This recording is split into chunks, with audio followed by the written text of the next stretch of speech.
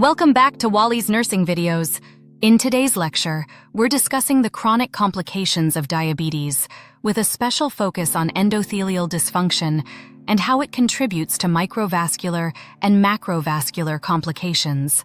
We'll explore the underlying mechanisms like RAGE, receptor for advanced glycation end products, and PKC, protein kinase C activation, and how these contribute to conditions like retinopathy, nephropathy, neuropathy, hypertension, coronary artery disease, CAD, stroke, and peripheral artery disease, PAD. By understanding these mechanisms, nurses can better support diabetic patients in managing their long-term health. Endothelial dysfunction in diabetes. Endothelial dysfunction plays a central role in the progression of both microvascular and macrovascular complications in diabetes. High blood sugar damages the endothelial cells that line blood vessels, leading to increased permeability of blood vessels, impaired vasodilation, which leads to poor blood flow, chronic inflammation, and the promotion of atherosclerosis. Mechanisms involved. Two critical pathways contribute to this process.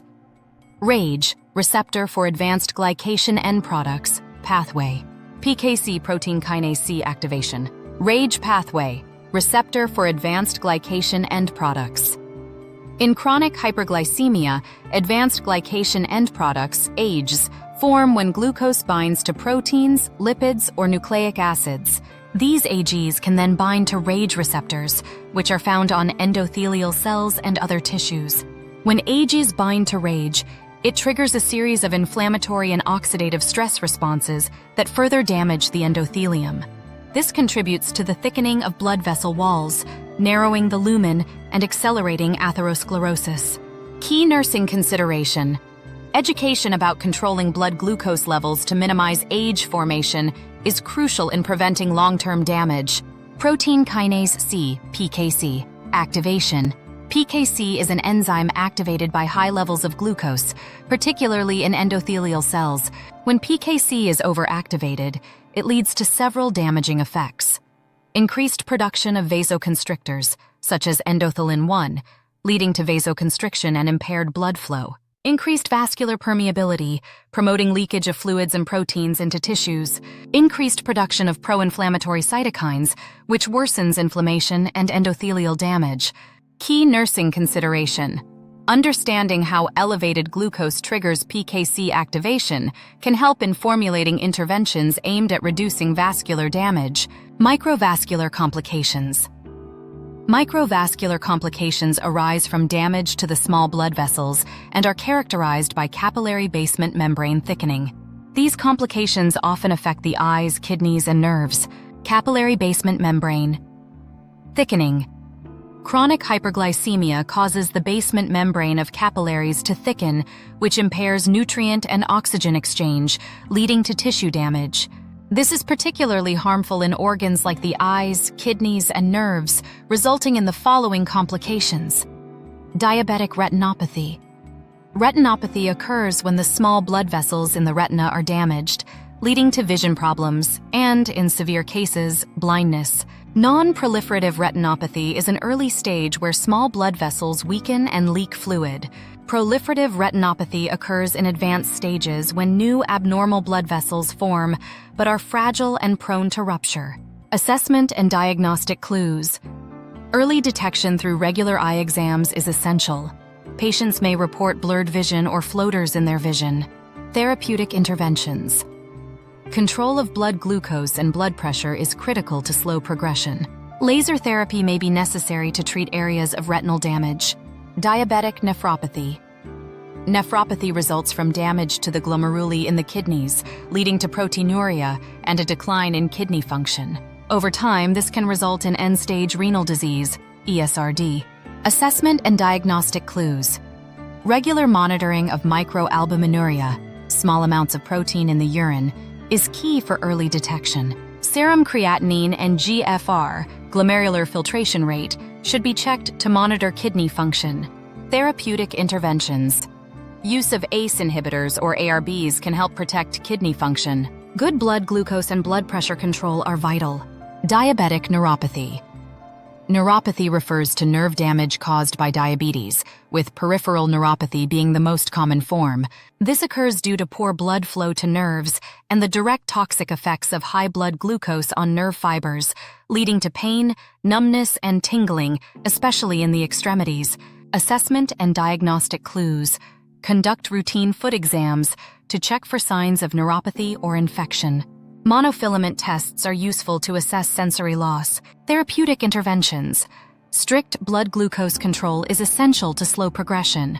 Medications like gabapentin or pregabalin may help manage neuropathic pain. Encourage regular foot care to prevent complications like ulcers or amputation. Macrovascular complications. Macrovascular complications involve damage to larger blood vessels and are closely linked to endothelial dysfunction, RAGE, and PKC activation. These conditions include hypertension, coronary artery disease, CAD, stroke, and peripheral artery disease, PAD. Hypertension, HTN. Diabetes increases the risk of hypertension, which accelerates atherosclerosis and increases the risk of heart attacks and strokes. Assessment and diagnostic clues. Regular blood pressure monitoring is critical, with a target of 130/80 mmHg for diabetic patients. Therapeutic interventions, lifestyle modifications such as reducing salt intake and increasing physical activity. Medications like ACE inhibitors, ARBs, or calcium channel blockers to control blood pressure. Coronary artery disease, CAD.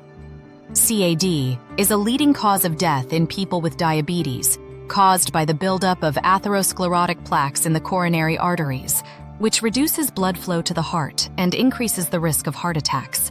Assessment and diagnostic clues. Symptoms like chest pain, angina, or shortness of breath should prompt further investigation. ECGs and stress tests may be used to assess heart function. Therapeutic interventions. Statins to lower cholesterol and reduce plaque formation. Aspirin therapy to prevent clot formation. Coronary artery bypass grafting, CABG, or angioplasty may be necessary for severe cases. Stroke.